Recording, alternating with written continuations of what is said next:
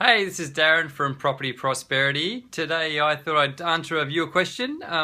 They've had a property on the market for a couple of months now and they haven't managed to sell it. So they're just trying to make the decision, what do I do now? Do they just leave it sitting on the market? Do they drop the price, which is not what they want to do? Or do they just rent it out and sit and wait and then put it back on the market at a later stage?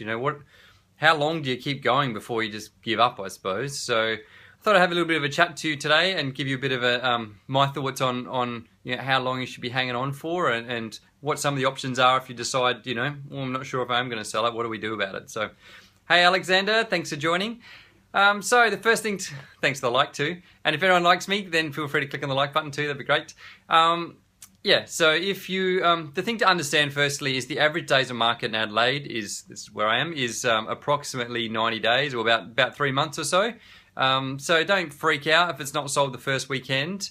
But understand though that basically trying to sell a house, it's all internet related unfortunately nowadays. So basically what you're doing is putting an advert on either the two main ones are realestate.com and Domain. People sitting on there looking through for properties, and you'll pop up when it's a new property, you'll pop up right at the very top. People are looking for new properties. They don't really want something, if they sort of generally, they've seen all the old ones, so they just keep looking out for new ones all the time. So basically what you want to do is the first time you go on the market, you want to make sure you hit it with a bang, because that's your best opportunity to try and sell the property. So, like I say, there's only one chance to make a first impression. So you want to get out there and make sure people see the property and present it as well as you possibly can. My thing is when I'm trying to sell a house, I put a lot of effort into the first open. So I want when people come and have a look at the house, I want to make it look as well as awesome as we can. Basically present the house awesome, nice brochures, nice presentation. We'll have like a coffee van, a whole pile of different things to sort of add to the atmosphere of the open. Because I know the most amount of people are going to come to the first open. So if I put all of my effort into the first open, that's when the most people come, and trying to present the house as well as possibly I can. That's a chance trying to grab some of those people and trying to get them to come back to the second open. So I generally have 2 opens a week, so I have another one on the Tuesday or the Wednesday following up that, because I want to build the momentum after the first open. They go, wow, that looks awesome, my husband or my partner or whatever can't come along, or I want to bring my friend who's an expert, they can come and check it out. So then give them a chance to come back relatively quickly, so only a few days later, so then they can have a good look at it and make a decision if they want to put in an offer straight away. So that's the key. The first open's where you start to build the momentum, and you want to keep that momentum going as long as possible. And that's part of the reasoning of why you don't want to leave a property on the market for too long. You start to lose that momentum, and then suddenly before you know it, you've got no one coming to your opens. So my logic is if you've got no one coming to your opens, then you're not going to sell it, because who's going to buy a house that they can't see, that they don't come and have a look at least. So so that's my first thing, is really you want to sell it quickly.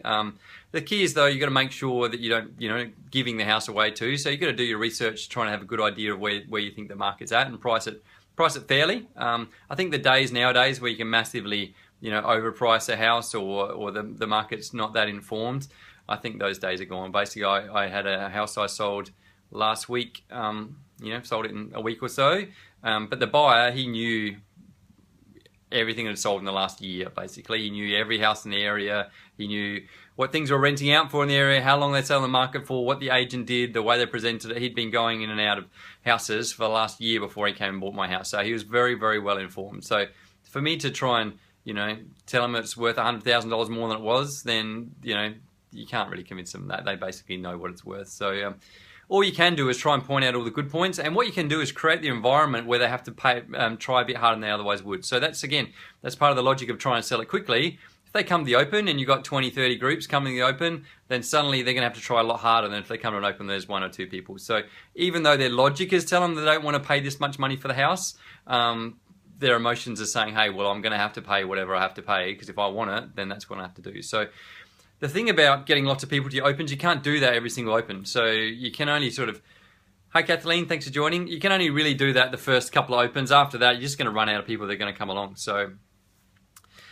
that's the first thing. So understanding the first open is the key. The next thing to understand is, I think I remember a quote once, I don't know where it came from, but the definition of insanity was doing the same thing and expecting a different outcome. So the thing is, I've sort of got a few different a few different bag of tricks that I'd sort of pull out at different stages in the sales process, and I might not necessarily try them all on the first open or the second open or the third open. I just sort of wait to feel out the market and work out where things are at.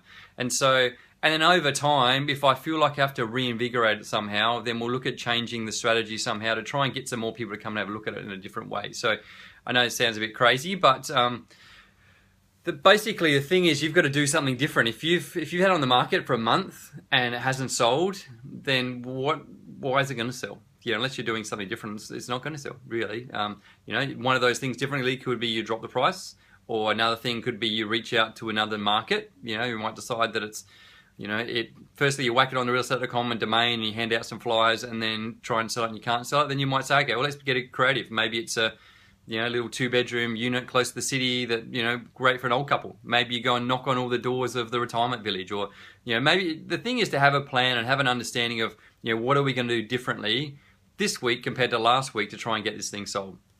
If every single week you're doing the same thing, why is it going to sell?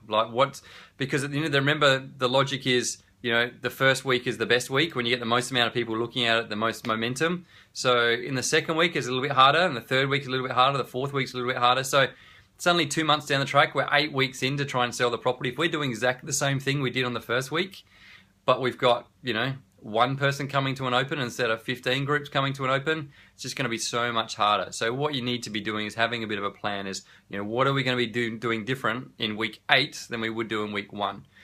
The thing to understand about this whole selling a house thing is that if you're engaging an agent to try and sell the house for you, which, again, agents have skills in trying to sell houses. They've got tricks and tricks of the trade of trying to get people to the opens, trying to negotiate with people, try and create that, that buying frenzy atmosphere. So if you're trying to sell the house yourself and you don't have those tricks, then you're really just relying on luck. Someone rocks up to your open and just pays you what you want to do. And if you don't have the skills to try and make that happen, it can be quite difficult. If you do have an agent that's selling the house for you, then the question then is, hey Kerry, thanks for joining. If you do have an agent that's selling the house for you, just understand the agent is crucial to the whole sales process. Hey Nelson, thanks for joining from the US. And so yeah, the agent's crucial for trying to sell the property. And so the agent's doing everything for you. Basically, they're dealing with the buyers and they're dealing with you. Basically, you have no control over what's going to happen throughout the process. You're really relying on trust that the agent's going to do the right thing. So when you're interviewing your agent, you're talking to the agent, you've got to believe that they're doing the right thing by you. And if you're doubting what your agent's doing, you're not really sure, and you sort of feel a bit uncomfortable with your agent, that's probably not the agent for you, because really, you're in it together. Obviously, you don't get any money until you sell the house. The agent gets commission when he sells the house too. So you're both in it together. So you've both got to have a plan, and you've got to believe. And if it hasn't been on the market hasn't sold in a week or a month and 2 months and 3 months, you've got to be in it just as much as the agent's got to be in it, and you've got to believe that you're working in it together. And if then if you're not confident in what your agent's doing, then I suppose you really have to sort of question, what can we be doing differently, really? So again, that might be you choosing another agent, or it might not be choosing another agent. It might be dropping the price, or it might be doing some different marketing along the way. So if you continue doing different things and then trying different things and trying to make things happen, and then it doesn't sell, then at some point in time, you've got to ask yourself, how long do we leave this thing sitting on the market? Because what's going to happen at some point in time is it's just going to go stale, and you're going to have no one coming to the opens. And then if you do, it's just, to be honest, it's a pain in the ass selling your house. You're going to have to, the way you present the house in the very first open, when the house looks immaculate, is the same way the house looks to look in 6 months' time when you've had it on the market for 6 months and you're getting no one coming to your opens.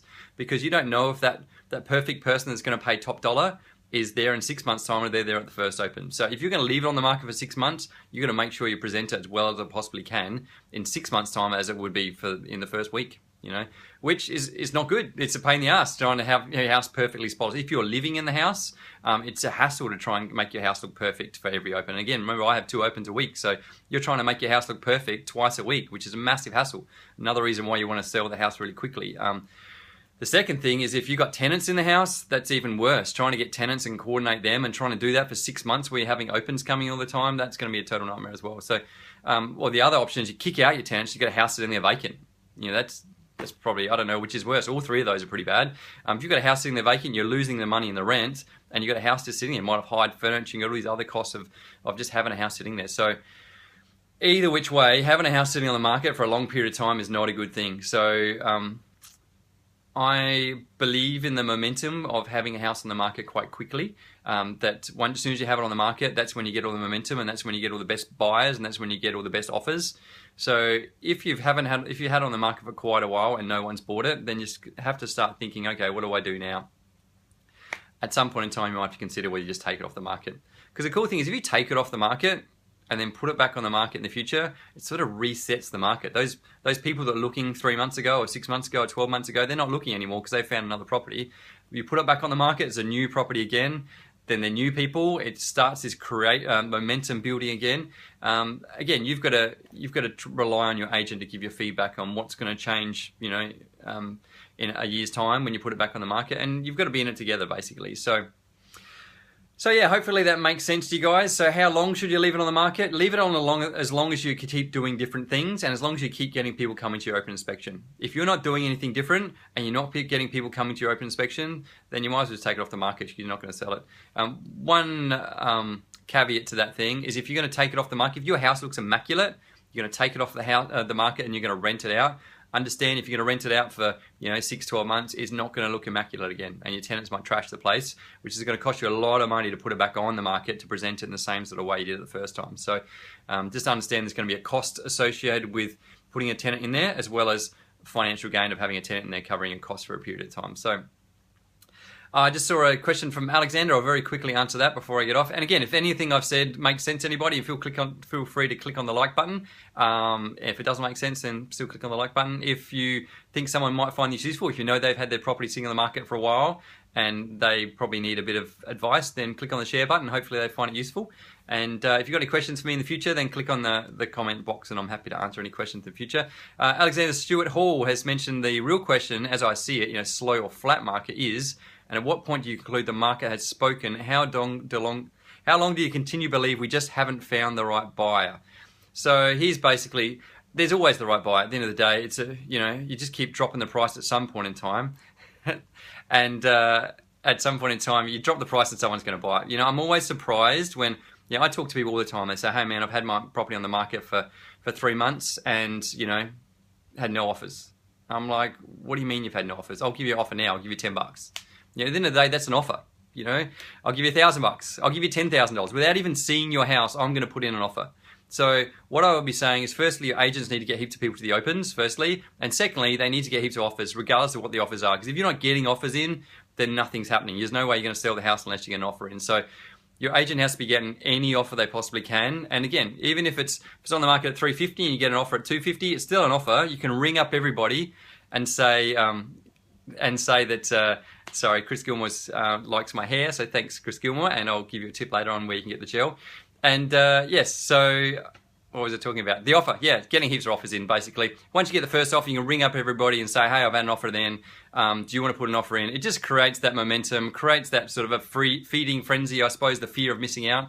And that's when you start getting offers in. It's like when you go to an auction and you rock up and no one wants to put in the first bid. Once you get that first bid out of the way, everyone starts putting in bids.